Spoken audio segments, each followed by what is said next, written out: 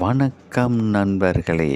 இன்று நான் பேசப்போகும் தலைப்பு ஆலமரம். நாம் அனைவரும் தினமும் பார்க்கும் ஒரு மரம்தான் ஆலமரம். ஆனால் அதன் பெருமை, அதன் பயன், அதன் வரலாறு, அதன் ஆன்மீகம் இவை அனைத்தும் நமக்கு முழுமையாக தெரியாது. ஆலமரம் என்பது ஒரு சாதாரண மரம் அல்ல. அது நிழல் தரும் தாய், வாழ்க்கையை காக்கும் நண்பன், பழைய இந்திய கலாச்சாரத்தின் சின்னம். ஆலமரம். ஆலமரம் என்பது இயற்கையின் மிகப்பெரிய அதிசயங்களில் ஒன்றாகும்.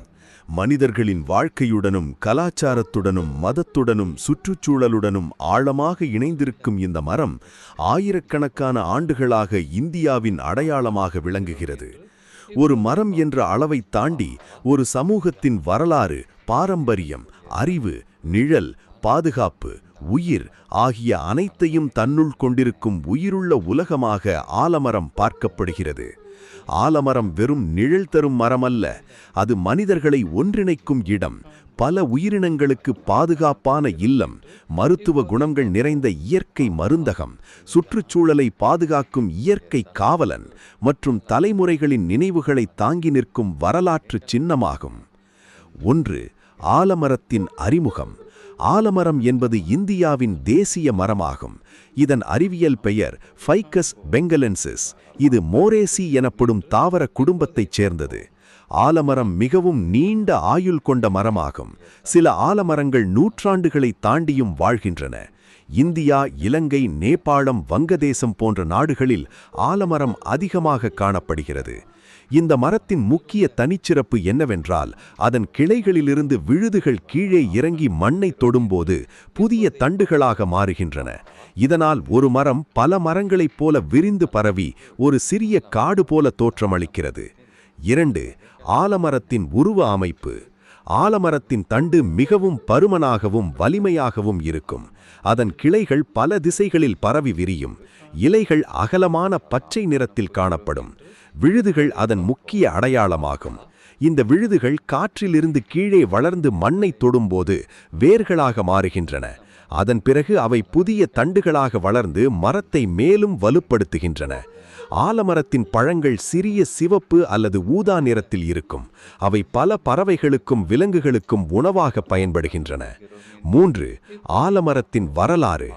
ஆலமரம் இந்திய வரலாற்றில் முக்கியமான இடத்தை பெற்றுள்ளது. சங்ககால இலக்கியங்களிலும் ஆலமரம் குறிப்பிடப்பட்டுள்ளது. கிராம மக்கள் ஆலமரத்தின் கீழ் கூடி விவாதங்கள் நடத்தி சமூக தீர்ப்புகள் வழங்கினர். பழைய காலங்களில் பள்ளிகள் இல்லாதபோது ஆசிரியர்கள் ஆலமரத்தின் கீழ் மாணவர்களுக்கு பாடம் கற்றுக் கொடுத்தனர். இதனால் ஆலமரம் அறிவின் மரமாக கருதப்பட்டது. ஐரோப்பியர்கள் இந்தியாவிற்கு வந்தபோது ஆலமரத்தின் பெருமையைக் கண்டு வியந்தனர். இந்திய வணிகர்கள் ஆலமரத்தின் கீழ் வியாபாரம் செய்ததால் இவர்கள் இந்த மரத்தை பேனியன் ட்ரீ என்று அழைத்தனர். 4. இந்தியாவின் தேசிய மரம். ஆலமரம் இந்தியாவின் தேசிய மரமாக அறிவிக்கப்பட்டுள்ளது. இது இந்திய கலாச்சாரத்தின் அடையாளமாக பார்க்கப்படுகிறது. நீண்ட ஆயுள், பரந்த நிழல் மற்றும் உயிர்களை பாதுகாக்கும் தன்மை காரணமாக இந்த மரம் தேசிய மரமாக தேர்ந்தெடுக்கப்பட்டது. இந்தியாவின் பல மாநிலங்களில் ஆலமரம் மிகுந்த மரியாதையுடன் பாதுகாக்கப்படுகிறது. 5. ஆலமரத்தின் சுற்றுச்சூழல் முக்கியத்துவம். ஆலமரம் சுற்றுச்சூழலுக்கு மிகப்பெரிய வரப்பிரசாதமாகும். இது அதிக அளவில் ஆக்சிஜனை வெளியிடுகிறது. காற்றில் உள்ள மாசுக்களை உறிஞ்சி சுற்றுப்புறத்தை சுத்தமாக வைத்திருக்கிறது. வெப்பநிலையை குறைத்து குளிர்ச்சியான சூழலை உருவாக்குகிறது. இதன் அடர்ந்த இலைகள் வெயிலின் தாக்கத்தை குறைக்கின்றன. மண் அரிப்பை தடுக்கவும் ஆலமரம் உதவுகிறது. அதன் வேர்கள் மண்ணை உறுதியாக பிடித்து பாதுகாக்கின்றன. 6. உயிரினங்களுக்கு ஆலமரத்தின் பங்கு. ஆலமரம் பல உயிரினங்களின் வாழ்க்கைக்கு ஆதாரமாக உள்ளது. பறவைகள் இதன் கிளைகளில் கூடு கட்டுகின்றன. அணில், குரங்கு போன்ற விலங்குகள் இதன் பழங்களை உணவாக உண்கின்றன. பல பூச்சிகள் மற்றும் சிறு உயிரினங்கள் ஆலமரத்தை சார்ந்தே வாழ்கின்றன. இதனால் ஆலமரம் ஒரு முழுமையான சுற்றுச்சூழல் அமைப்பாக செயல்படுகிறது. 7. மருத்துவ பயன்கள். ஆலமரத்தின் பல பகுதிகள் மருத்துவ குணங்கள் கொண்டவை. இலைகள். ஆலமர இலைகள் தோல் நோய்களுக்கு பயன்படுகின்றன. பட்டை. ஆலமரப்பட்டை நீரிழிவு மற்றும் வயிற்று பிரச்சனைகளுக்கு மருந்தாக பயன்படுகிறது. பால். ஆலமரத்தின் பால் காயங்கள் ஆற உதவுகிறது. வேர்கள். சில பாரம்பரிய மருத்துவ முறைகளில் வேர்கள் பயன்படுகின்றன. 8. மதம் மற்றும் ஆன்மீக முக்கியத்துவம். இந்து மதத்தில் ஆலமரம் புனித மரமாக கருதப்படுகிறது. பல கோவில்களின் அருகில் ஆலமரம் காணப்படும். மக்கள் ஆலமரத்தைச் சுற்றி வழிபாடு செய்கிறார்கள். திருமண நலம், குடும்ப நலம் மற்றும் நீண்ட ஆயுள் வேண்டி பெண்கள் ஆலமரத்தை வழிபடுவது வழக்கமாக உள்ளது. புராணங்களில் பல முனிவர்கள் ஆலமரத்தின் கீழ் தவம் செய்ததாக கூறப்படுகிறது. 9. கிராம வாழ்க்கையில் ஆலமரம். கிராமங்களில் ஆலமரம் ஒரு முக்கிய சமூக மையமாக இருந்தது. மக்கள் அதன் கீழ் கூடி பேசுவார்கள். கிராம சபைகள், கூட்டங்கள், விழாக்கள் போன்றவை ஆலமரத்தின் கீழ் நடைபெற்றன. பயணிகள் ஓய்வெடுக்கும் இடமாகவும் இது பயன்பட்டது. 10. கல்வி மற்றும் அறிவு. பழைய காலங்களில் பள்ளிகள் இல்லாத போது ஆசிரியர்கள் ஆலமரத்தின் கீழ் மாணவர்களுக்கு பாடம் கற்றுக் கொடுத்தனர். இதனால் ஆலமரம் அறிவின் மரமாக கருதப்பட்டது. 11. ஆலமரம் மற்றும் இலக்கியம். தமிழ் இலக்கியங்களில் ஆலமரம் பல இடங்களில் குறிப்பிடப்பட்டுள்ளது. சங்க இலக்கியங்கள், நாட்டுப்புற பாடல்கள் மற்றும் பழமொழிகளில் ஆலமரம் இடம்பெற்றுள்ளது. ஆலமரம் போல பறந்து வளர வேண்டும் என்ற கருத்து வளர்ச்சி மற்றும் பெருமையை குறிக்கிறது. 12. ஆலமரம் மற்றும் பழமொழிகள். தமிழில் ஆலமரத்தை பற்றிய பல பழமொழிகள் உள்ளன.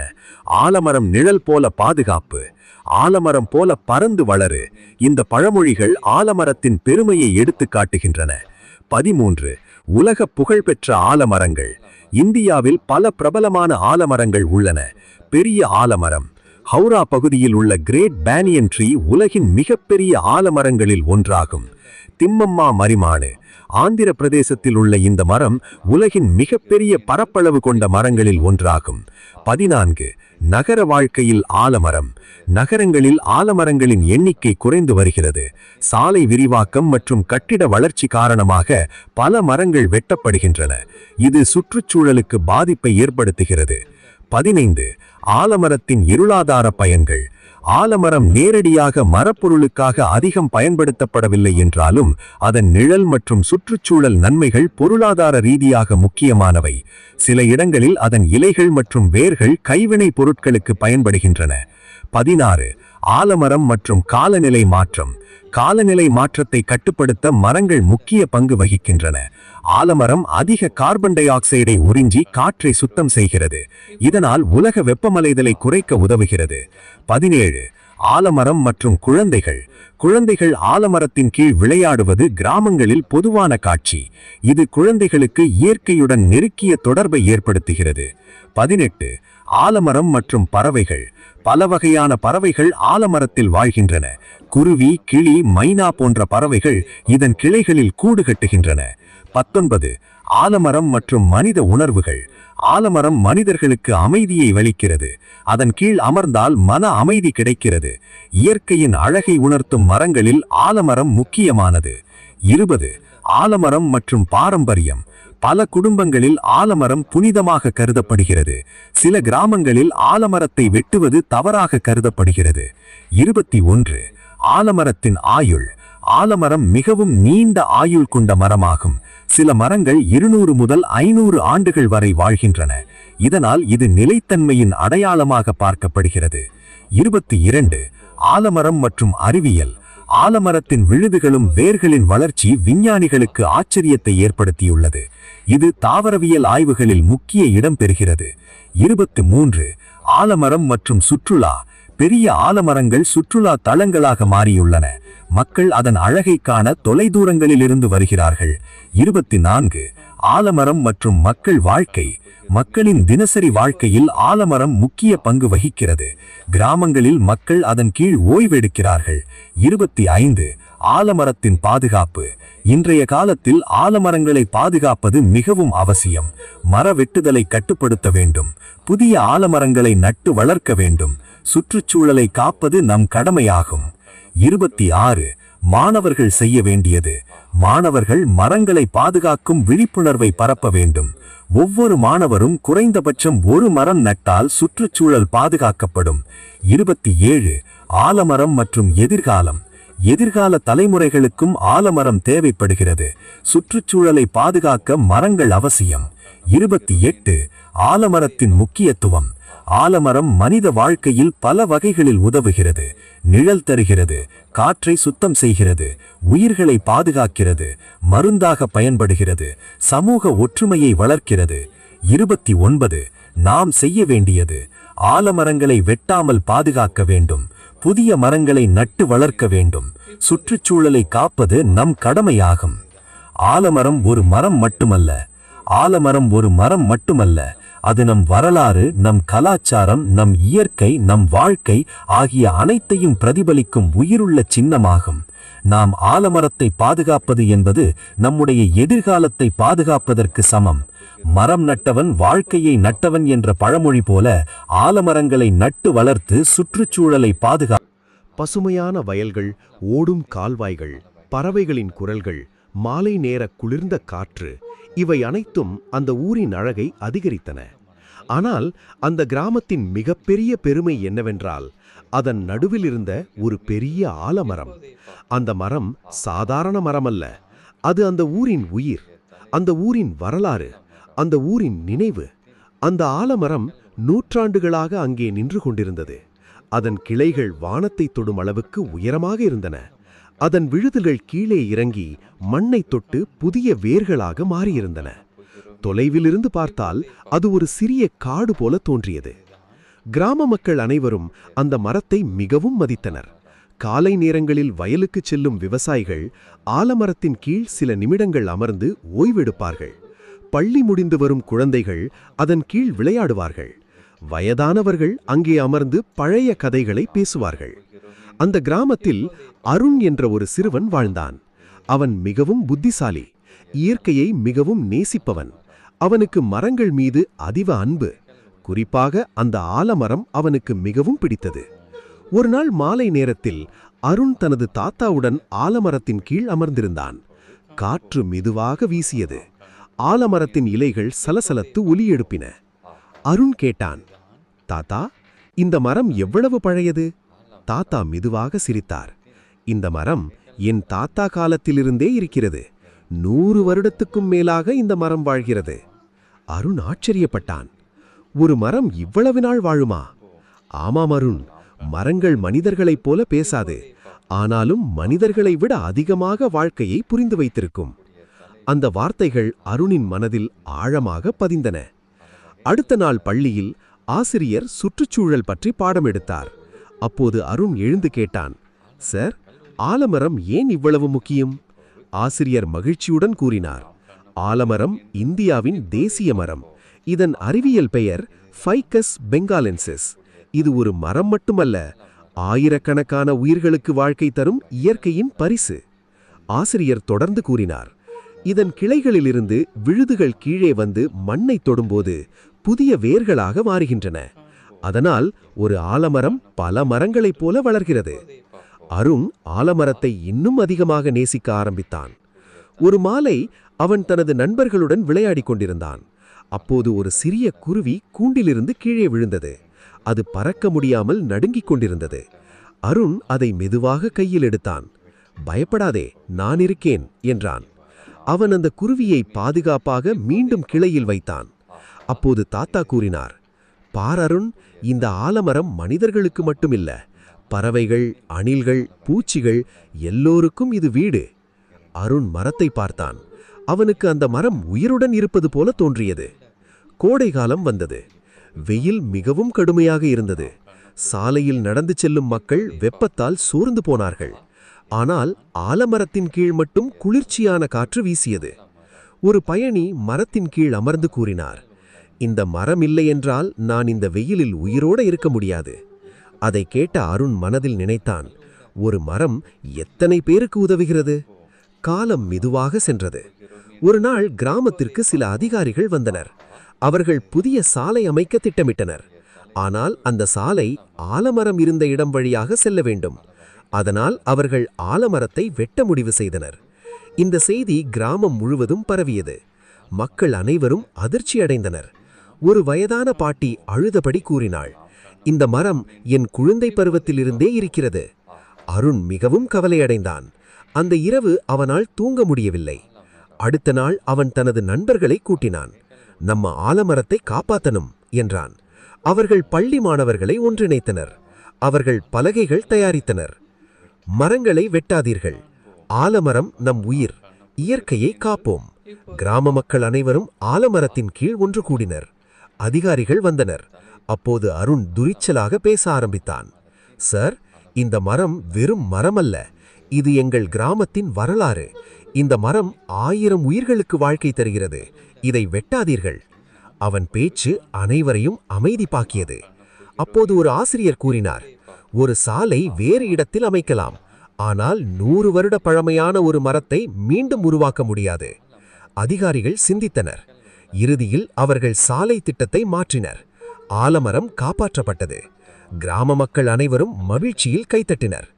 அன்று இரவு கிராமத்தில் திருவிழா போல கொண்டாடப்பட்டது.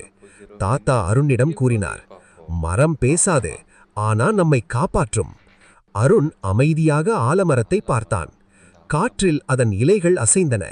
அது நன்றி சொல்வது போல இருந்தது. பல ஆண்டுகள் கழிந்தன. அருண் பெரியவனானான்.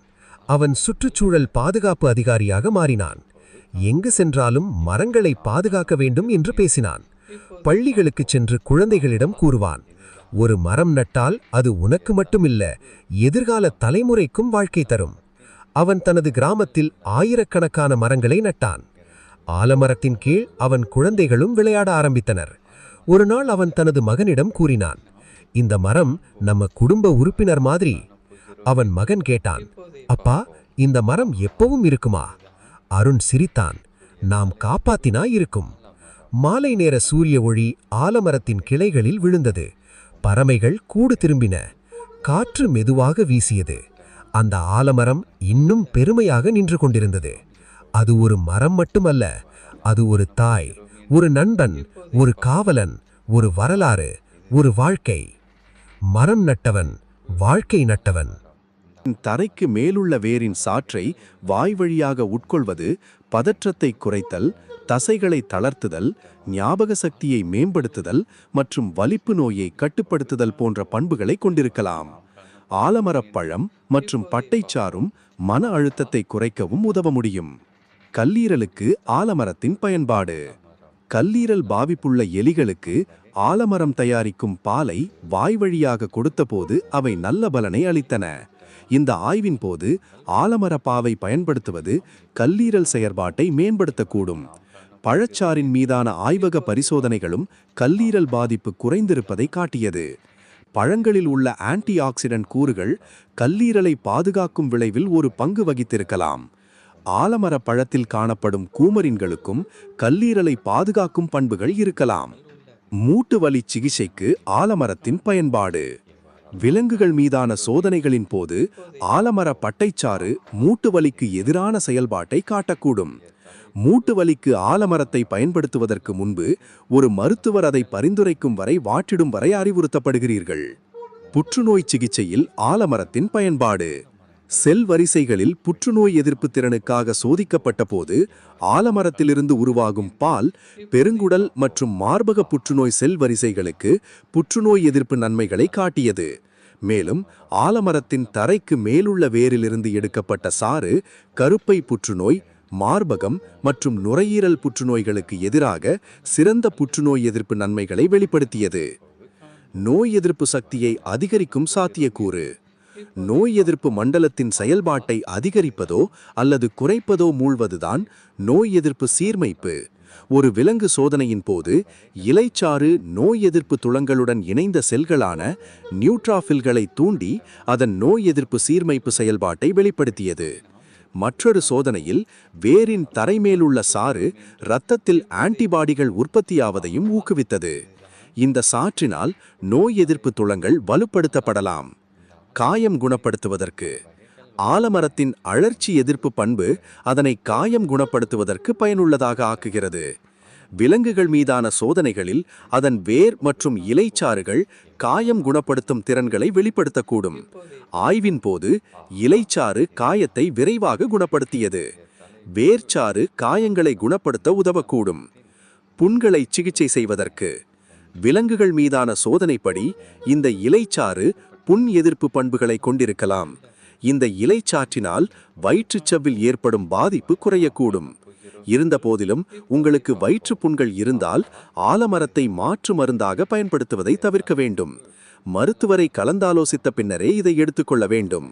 நீரிழிவு நோய்க்கு சிகிச்சை செய்வதற்கு விலங்குகள் மீதான ஆய்வுகளில் ஆலமர பட்டைச்சாற்றை வாய்வழியாக உட்கொள்வது இன்சுலின் உற்பத்தியை ஊக்குவிப்பதன் மூலம் இரத்த சர்க்கரையை குறைப்பதாக கண்டறியப்பட்டது. ஆலமரம் இலைச்சாறை பயன்படுத்தி உயிருள்ள விலங்குகள் மீது நடத்தப்பட்ட சோதனைகளிலும் நீரிழிவு எதிர்ப்பு விளைவுகள் வெளிப்படுத்தப்பட்டன. எலி மாதிரியில் இந்த இலைச்சாறு இரத்த குளுக்கோஸ் அளவை குறைத்தது. இது நீரிழிவு மருந்துகளாக இலைகளின் பாரம்பரிய பயன்பாட்டை ஆதரிக்கிறது. வாய்ப்புகளை பார்த்து மருத்துவரை அணுகவும்.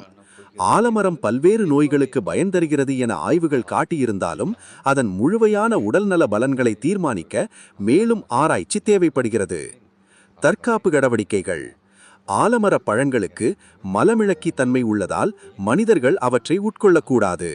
மேலும் இந்த மூலிகையை பயன்படுத்துவதற்கு முன்பு கர்ப்பிணி பெண்கள் அல்லது பாலூட்டும் தாய்மார்கள் மருத்துவ நிபுணரை ஆலோசிக்க வேண்டும். ஏதேனும் உடல்நல பிரச்சினைக்காக ஆலமரத்தை பயன்படுத்துவதற்கு முன்பு எடுக்கப்படக்கூடிய முன்னெச்சரிக்கை நடவடிக்கைகள் குறித்து உங்கள் மருத்துவரிடம் பேசுவது நல்லது. இதன் மூலம் நீங்கள் விரும்பாத பக்க விளைவுகளை தவிர்க்கலாம். ஆலமரத்தின் பக்கவிளைவுகள். பக்கவிளைவுகள் குறித்து எந்த தகவலும் கண்டறியப்படவில்லை. இருந்தபோதிலும் பனியன் பயன்படுத்திய பிறகு சிறிதளவோ அல்லது தீவிரமாகவோ ஏதேனும் பாதகமான விளைவுகள் ஏற்பட்டால் உடனடியாக உங்கள் மருத்துவரை கலந்தாலோசியுங்கள். எந்த ஒரு நோய்க்கும் ஆலமரம் அல்லது பிற இயற்கை தெரப்பிகளை பயன்படுத்துவதற்கு முன்பு ஏற்படக்கூடிய பாதகமான விளைவுகள் குறித்து உங்கள் மருத்துவரிடம் கலந்தாலோசிக்க நினைவும். பயன்படுத்தப்படும் பாகங்கள் இலை, பால், தண்டு மற்றும் பட்டை. பொதுவாக தண்டும் மற்றும் பட்டையும் கஷாயமாக பயன்படுத்தப்படுகின்றன.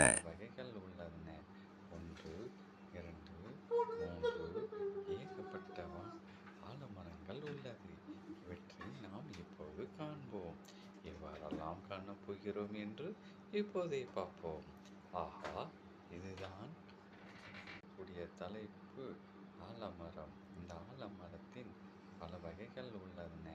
1, 2, 3 ஏகப்பட்ட ஆலமரங்கள் உள்ளது. இவற்றை நாம் இப்போது காண்போம். எவ்வாறெல்லாம் காணப்போகிறோம் என்று இப்போதே பார்ப்போம். ஆஹா, இதுதான் கூடிய தலைப்பு ஆலமரம். இந்த ஆலமரத்தின் பல வகைகள் உள்ளன. 1, 2, 3 ஏகப்பட்ட ஆலமரங்கள் உள்ளது. இவற்றை நாம் இப்போது காண்போம். எவ்வாறெல்லாம் காணப்போகிறோம் என்று இப்போதே பார்ப்போம். ஆஹா, இதுதான் கூடிய தலைப்பு ஆலமரம். இந்த ஆலமரத்தின் இயற்கையை காப்போம். ஒரு சிறிய கிராமத்தின் நடுப்பகுதியில் நூற்றாண்டுகளாக நின்று கொண்டிருந்த ஒரு பெரிய ஆலமரம் இருந்தது. அந்த மரம் சாதாரண மரம் அல்ல. அந்த கிராமத்தின் வரலாறும் மக்களின் சிரிப்பும் கண்ணீரும் காதலும் தியாகங்களும் அனைத்தையும் தன் நிழலில் பார்த்திருந்தது.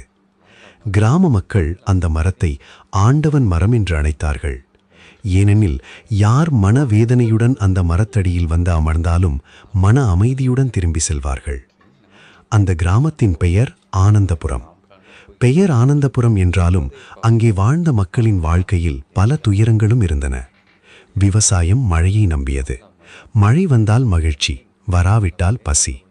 ஆனால் எல்லா காலங்களிலும் அமைதியாக நின்றது அந்த ஆலமரம். கிராமத்தின் வயதான பெரியவர் ராமசாமி தாத்தா ஒவ்வொரு மாலையும் அந்த ஆலமரத்தடியில் குழந்தைகளை கூட்டி வைத்து கதைகள் சொல்வார். இந்த ஆலமரத்துக்கு உயிர் இருக்கு பிள்ளைகளா என்று அவர் தொடங்கினால் குழந்தைகள் வாயடைத்து பார்ப்பார்கள்.